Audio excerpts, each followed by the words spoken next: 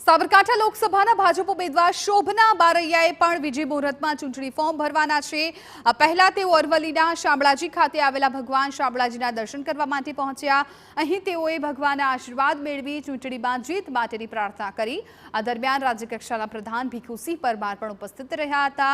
મહત્વનું છે કે શામળાજી ટ્રસ્ટ દ્વારા તમામનું સ્વાગત પણ કરાયું હતું। ઉલ્લેખનીય છે કે ચૂંટણી ફોર્મ ભરતા પહેલા હિંમતનગરમાં એક સભાનું પણ આયોજન કરાયું હતું। ત્યારે શોભના બારૈયા સહિત ભાજપના આગેવાનોએ 5 લાખથી વધુ મતોથી જીતનો દાવો કર્યો છે। ફોર્મ ભરવા જઈ રહી છું, મારું નામાંકન દાખલ કરતી જઈ રહી છું।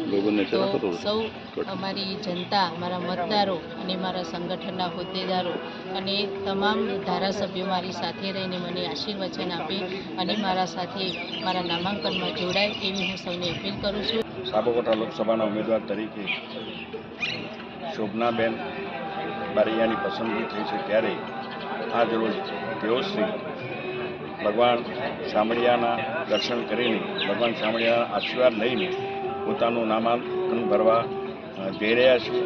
અમે બધા સૌ એમની સાથે છીએ અને આ વખતે અમારા CR પાટીલ જે અમને લક્ષણ આપ્યું છે પાર્ટી પ્રમુખનું કે 5 લાખની લીડથી આ સીટ જીતવાની છે, તો મને પૂરો વિશ્વાસ છે કે 5 લાખથી ઉપરની